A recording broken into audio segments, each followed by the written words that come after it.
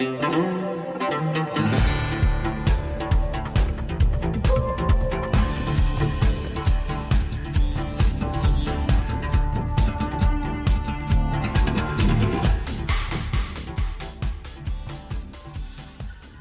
and welcome to InFocus. This is Jabbar Al-Ubaidi. In this episode, I'll be talking with the Chief of Police, Christopher D. Delmonte of Bridgewater at Massachusetts. My guest today in InFocus, I would say special guest for two reasons. One is his line of work is really exceptional in terms of serving the community in Bridgewater and beyond. And also, he's not just professional in his line of profession, but also as a professor. He's teaching courses to students at Bridgewater State University. So Chief Christopher D. Delmonte is the Chief of Police. Chief, thank you so much for joining us this morning. I know you know how busy you are, and you gave us some of your valuable time. And so I welcome you to InFocus on behalf of our audience. And I would like to start with a general question. Can you describe your day when you wake up in the morning and then you put your uniform and you go? What's your day looks like, please? It's a very interesting question, because there are often things that I deal with on a daily basis that are things that are or issues that have been around for some time. So I look at my day often in terms of thirds. So the first third of the day are addressing those issues that occurred overnight, those things that are pressing matters, personnel issues, people, what the events were that took place, over the last 24 hours or so. What are the impacts to the community? What are the impacts to our personnel? Equipment and facilities and all those things. I would describe those, probably the first third of the day is spent on those things that are here and now, those issues that have developed in the last 24 hours. The second third of the day, I would probably describe as, once I've been able to deal with those issues of the day, then it's issues that are, recent in terms of a week, 2 weeks, 3 weeks, things like that. Issues that, maybe we have to, we haven't completely addressed it, or all the reports are not in, or the supervisors haven't, addressed this, or, it's a whole host of issues. So I probably describe that middle third of the day as those issues that have been around, are contemporary, but have been around for a few weeks and need to be addressed, or maybe just need a little tweaking or review. And then the last third of the day, although not every day looks like this, the last third of the day are those issues that are consistent issues, meaning budget, meaning personnel assignments, meaning what issues does the department need to be concerned about? What issues is the community having?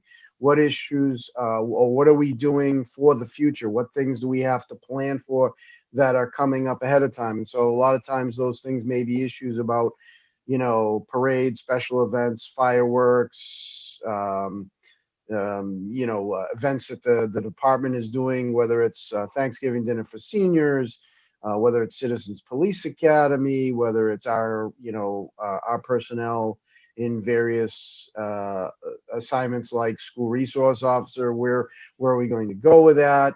As you know, we have issues like police reform, policy matters. What do we need to change? What do we need to improve on? So in general, that's probably what the day looks like. They are never the same. I feel sometimes issues repeat themselves, but the day is never the same.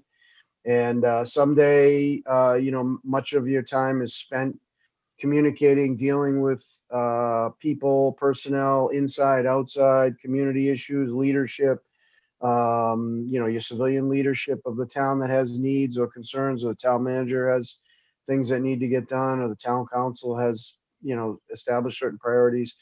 They never, I find the days never repeat themselves, but sometimes those days are dotted by um, how should I say, tragedy or catastrophe.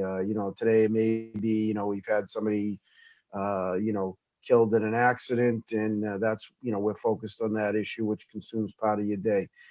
Maybe it is one of your personnel who's been injured during an incident that took place overnight. Maybe it is something, requests of the day that come in. As you know, we've been really what has been consuming is not is COVID-19, and that's true of everybody.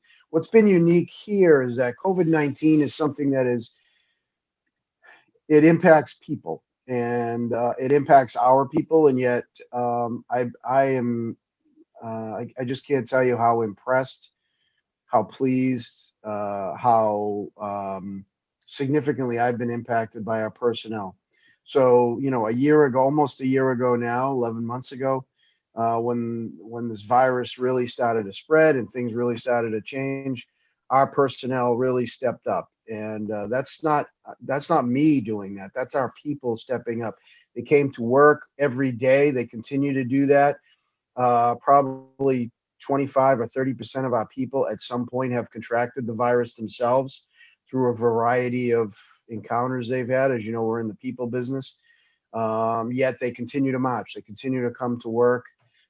So we've had a number of personnel who have been out dealing with that, sometimes, to varying degrees of illness themselves. But yet, after they've recovered, they've come back to work, and there are a few places in our society that did not close and just simply kind of do everything remotely. Our business is not like that. We don't operate remotely. We never have, and that's not something we can do. And our demand has always been there. The demand and the needs of the community are always there, like every other community.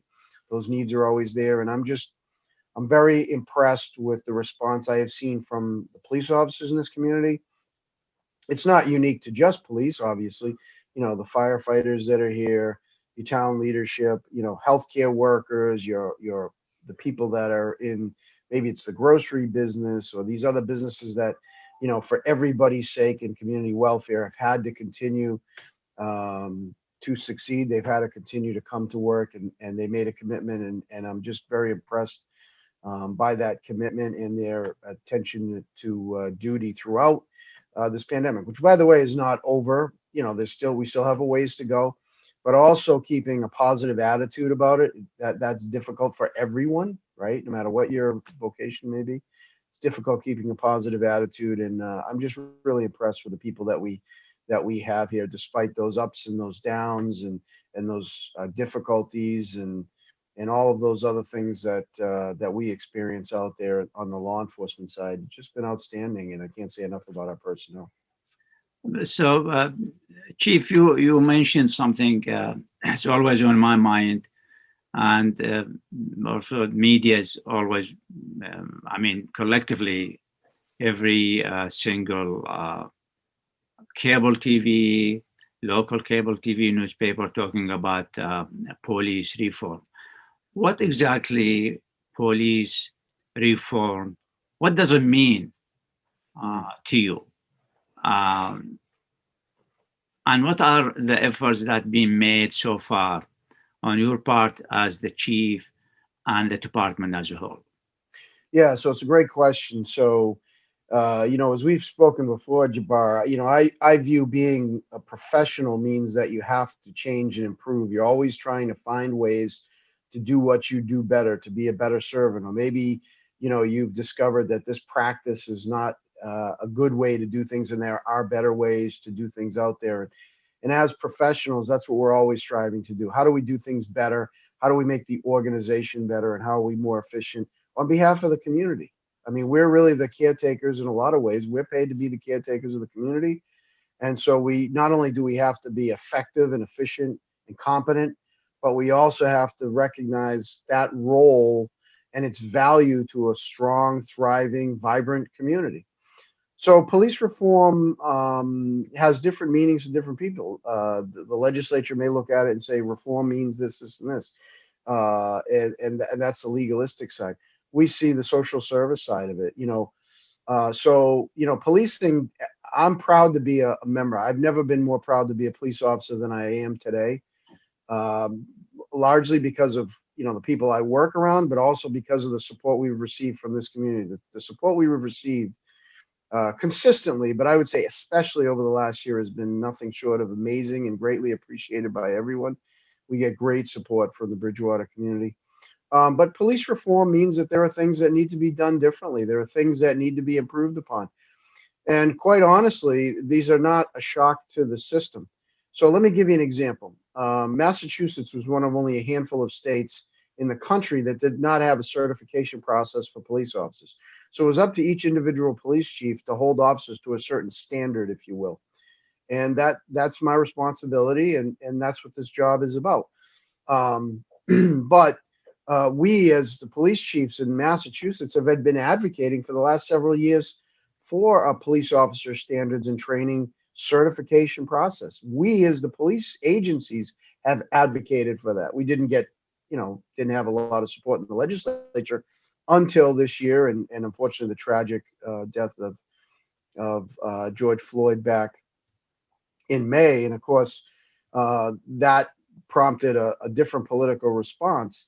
But we've been advocating for some of those reforms for years. I think sometimes, we differ on how to accomplish those things, but police reform is really about continuing to make improvements in what we do, and we do that, as you may know, is the Bridgewater Police Department. We're one of only 91 police agencies in the entire state of Massachusetts that is an accredited police department.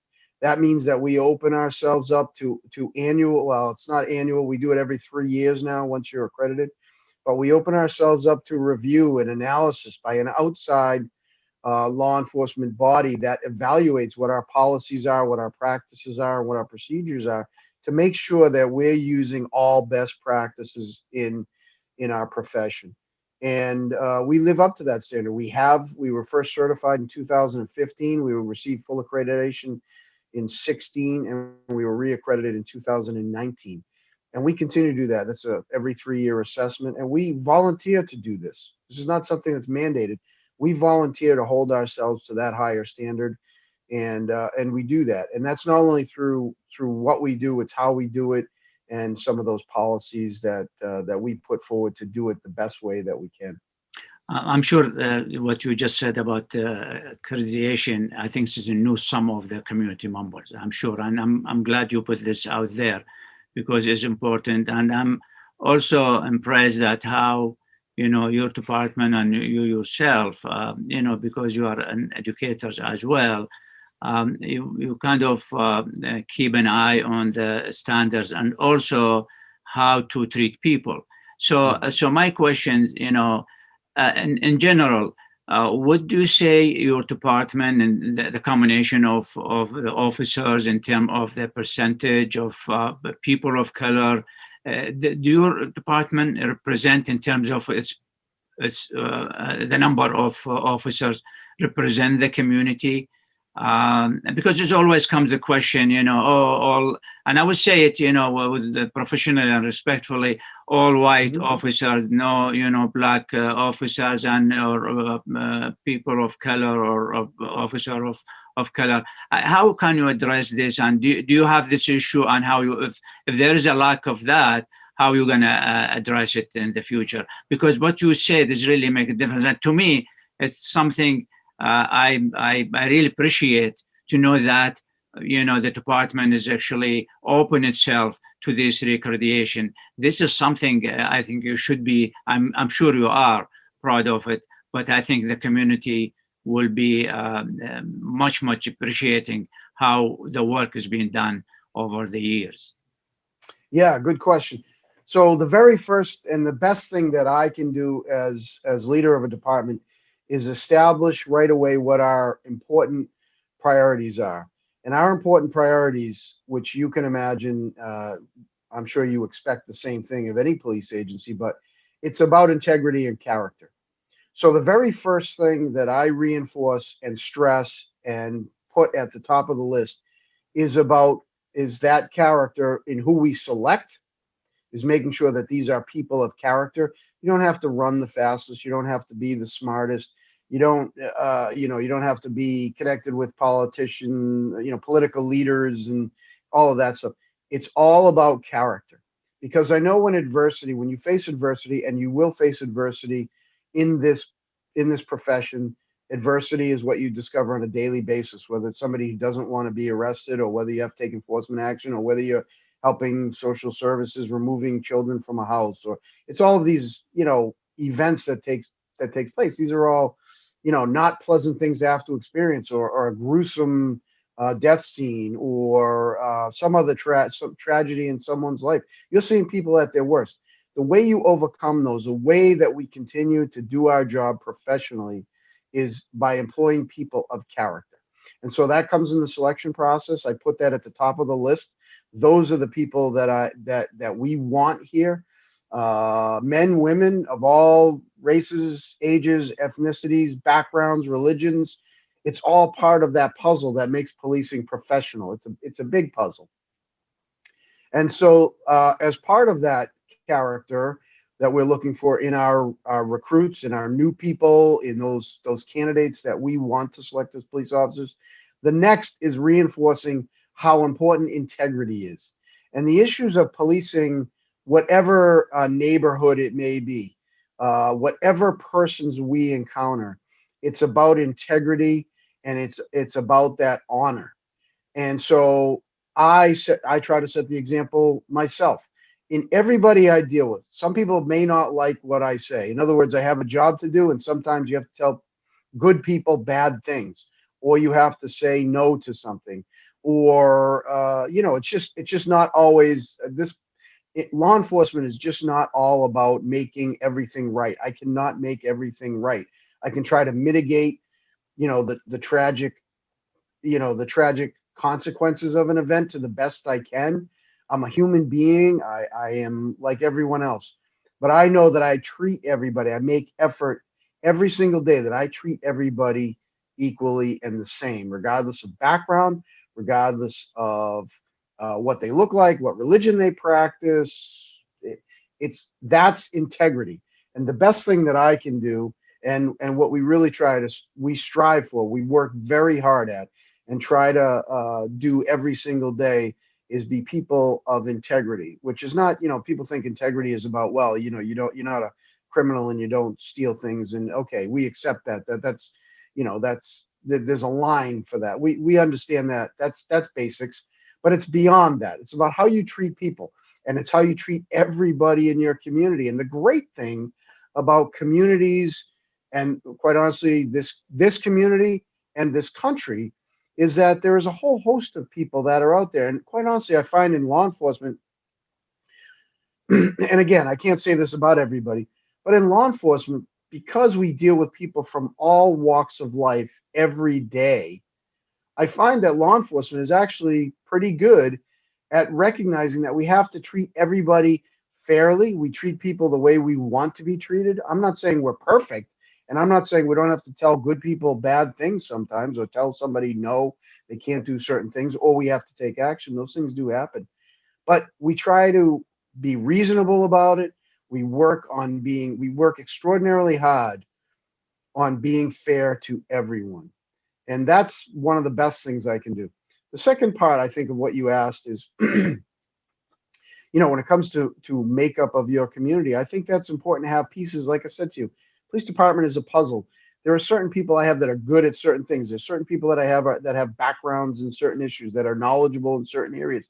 That's the beauty of what makes a law enforcement agency effective, is having people from all of those backgrounds. And we are always trying to do that. We are always trying to, if you want to use the word diversify, we are always trying to do that. We are a civil service agency, which means that we only get the candidates that we get from a statewide civil service test. And as I told you, all of those candidates that come in when we try to hire new people, all of those candidates, character rises right to the top, no matter what the background is, no matter what the person's race, ethnicity, gender, all of those things are valuable. But what rises to the top is always character. It's always about integrity.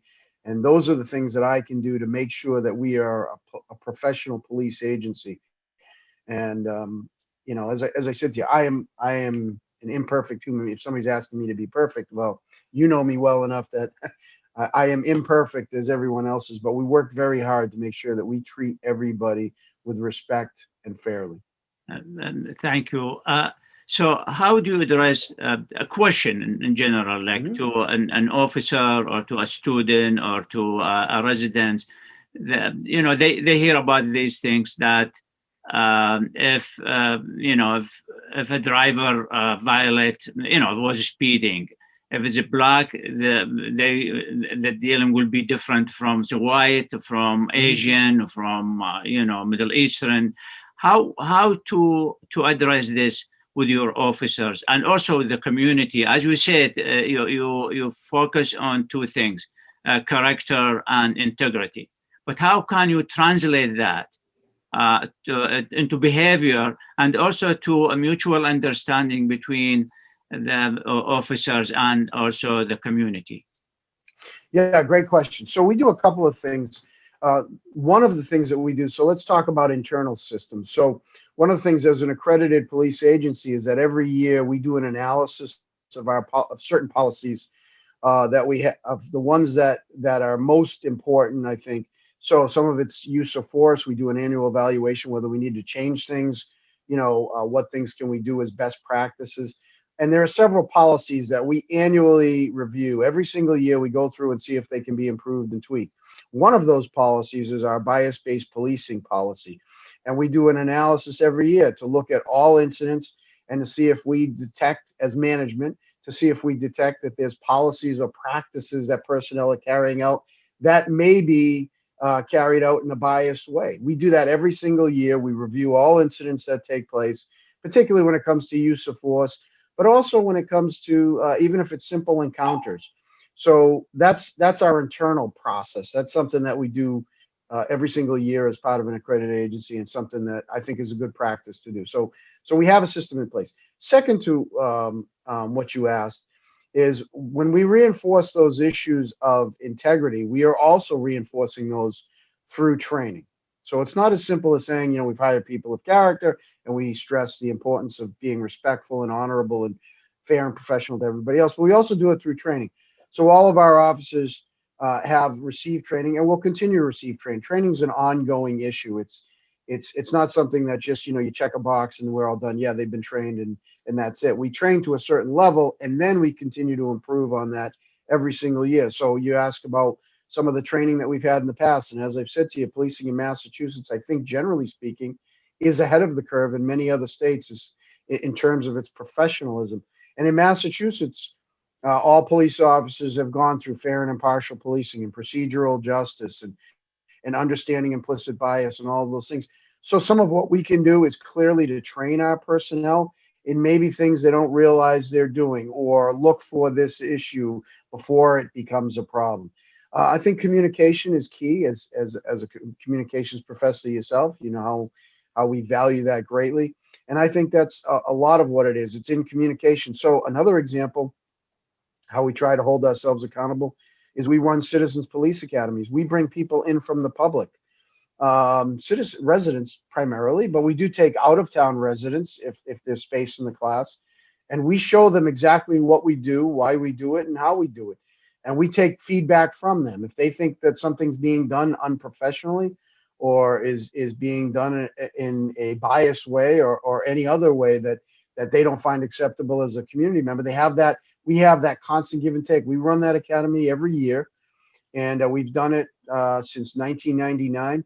And it's a great conduit for feedback for us. Tell us what we're doing right or we're doing wrong, or you think is being done unprofessionally.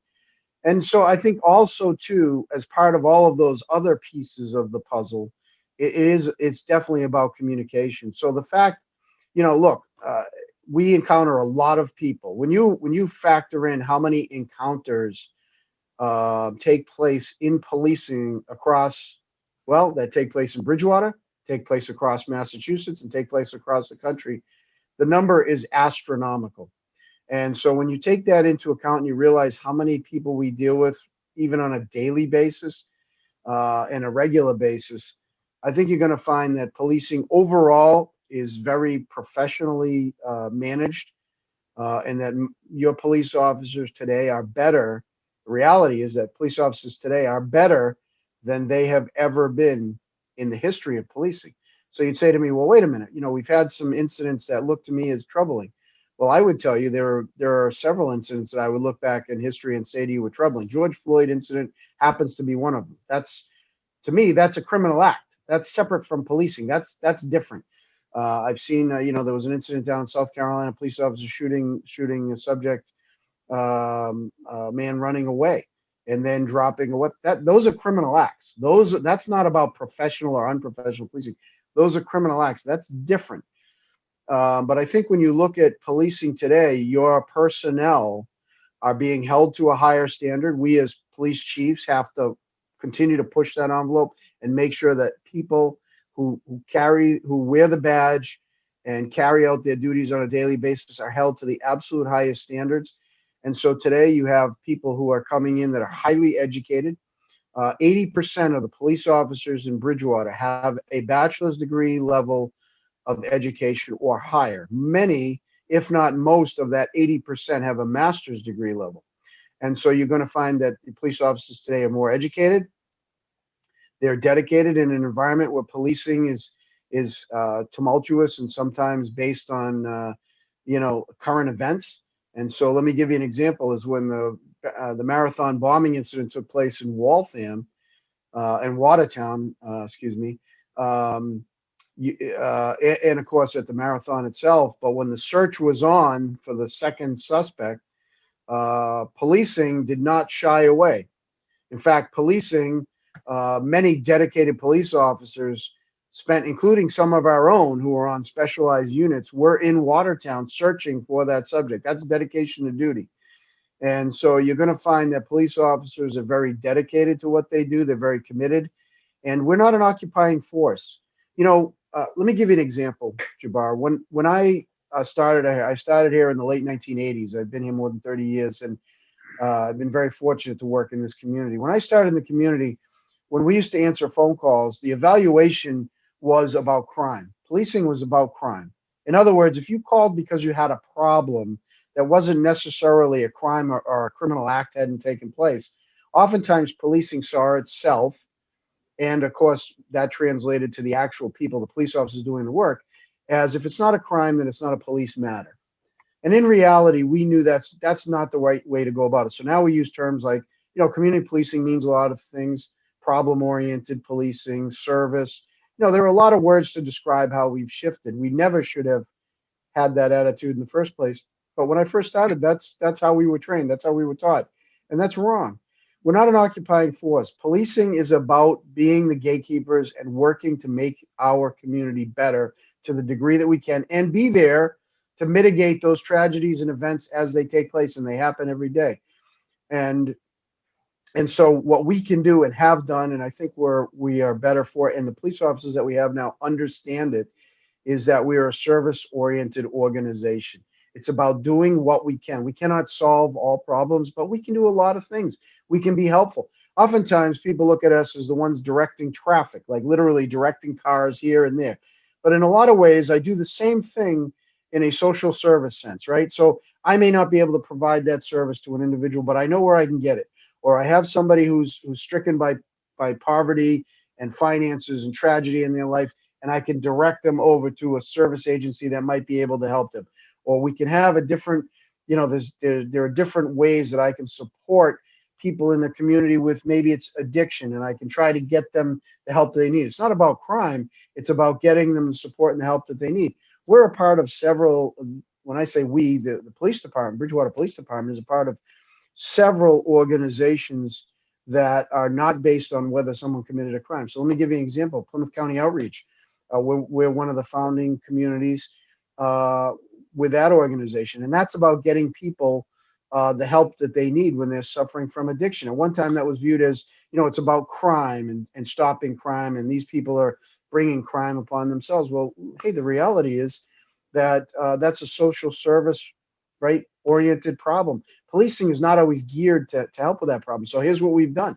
when we were able to professionalize in that area and recognize that we can do a lot more, we started police officers in Bridgewater. We're one of only 3 communities in Massachusetts that started carrying the anti-opioid overdose abuse drug Narcan. We started carrying that. Every police officer in this community had that life-saving drug, and we were carrying it in 2014. There were only 3, maybe 4 cities and towns in Massachusetts doing it at the time. And since that time, we've continued to be a part of outreach. So what we've done is not only be a part of those organizations, which includes Bridging Lives involving the school district, where we commit our own personnel to being a part of solutions for younger people that may be struggling as well.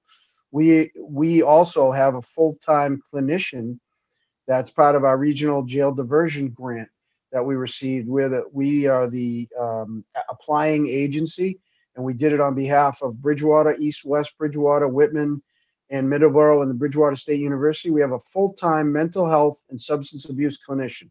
She spends her time, Katrina Lee, who is accessible to anybody in the community who is struggling with any of those issues. She rides with police officers, so if we go to a call and she happens to be on duty that particular night, we will actually take her to the call and help us address whatever that mental health or substance abuse issue is. That's not about crime fighting. That's about helping people. Thank you so much for really establishing these facts. And thank you for, the men and women, all officers in your department, for their services to all of us in the community.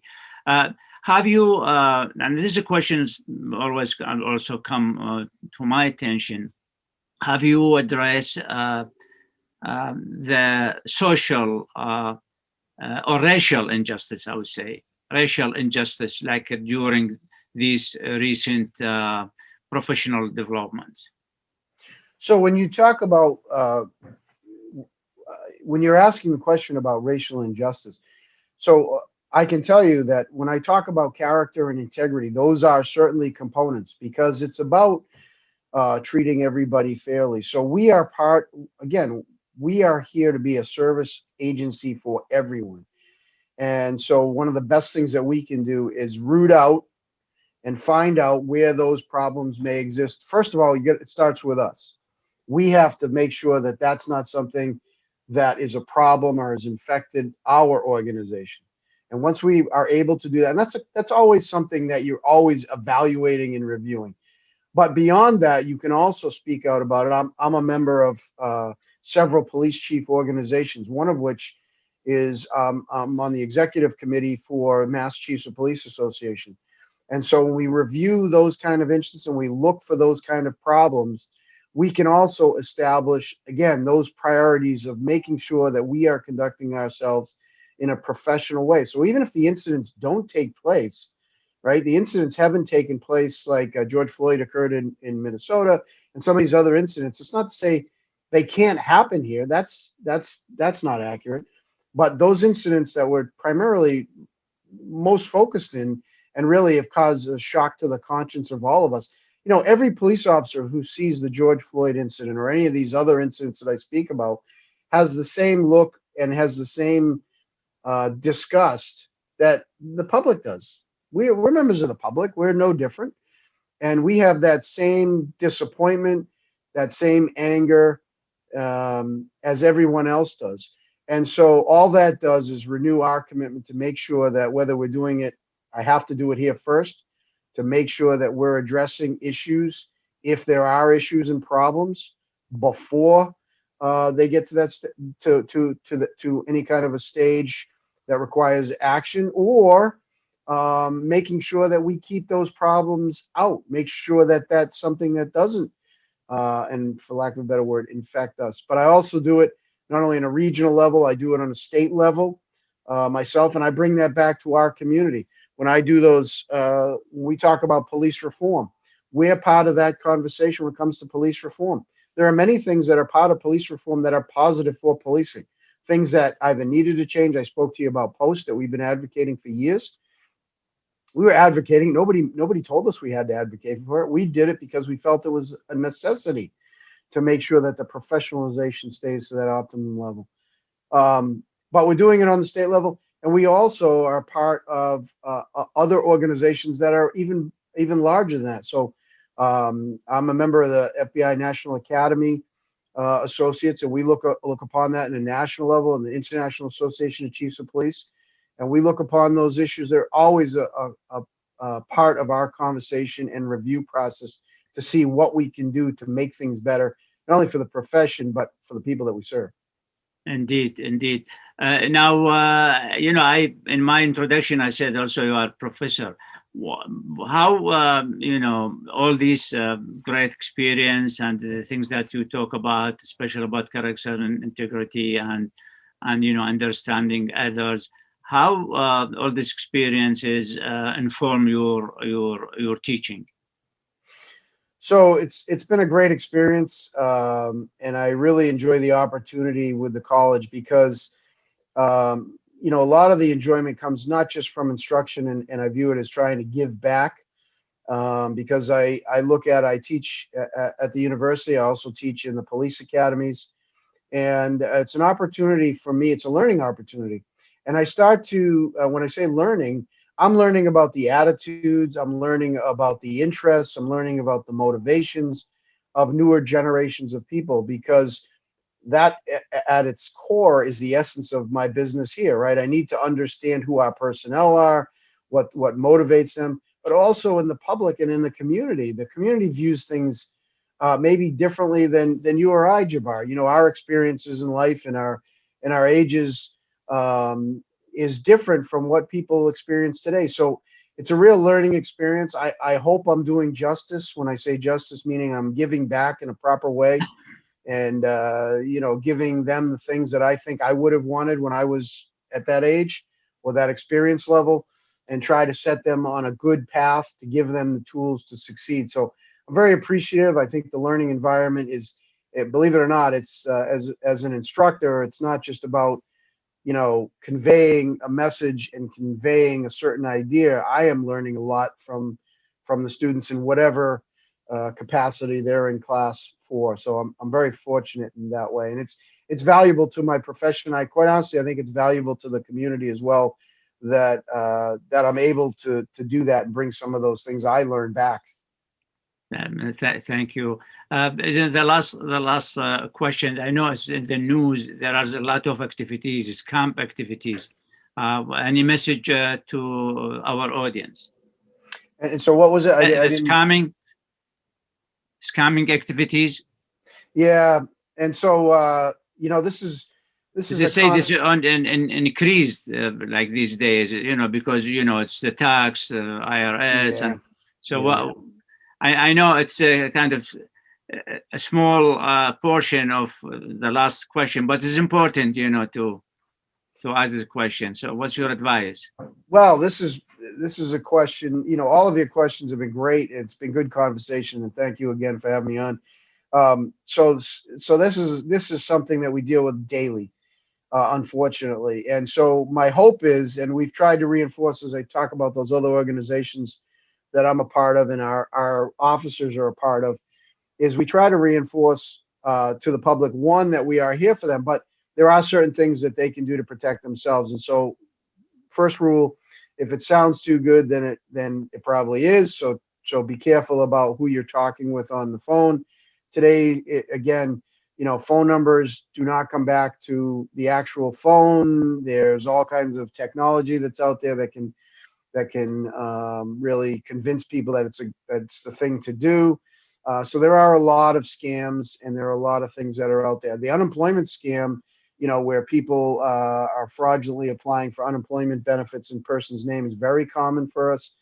And the solution really is at a different level, because this is across the country. This is not unique to Bridgewater or Massachusetts. And so I would really like to see the federal government take a stronger role in being a central hub and an investigatory body for it, because a lot of it involves out-of-state actors and oftentimes out-of-country actors. Yeah. And so I really am hoping the federal government becomes more active in a lot of those. Short version for us locally is always be conscious about giving out personal information, whether it's through email or phone contacts that you may receive. Do not give out personal information under any of those circumstances. And if you're ever not sure, you can always call us, because oftentimes we recognize the vehicle that's being used and the methodology that's being used. You know, the proposal that, hey, we've received, you get an email from supposedly the IRS saying, you're going to be arrested if you don't communicate with us and give us certain information. If you're not sure, then call or verify who is communicating with you. Closely scrutinize the email address. Phone is very much a hidden scam, because don't rely on, you see the phone number, therefore it's verified. It's not verified. So unfortunately, it's a problem. It's going to be with us for a while, and is pretty widespread. So you asked a great question. So thank you. So in terms of I have 30 seconds. What something that you want to share with the community, something that you've been thinking about, and this is an opportunity to share it.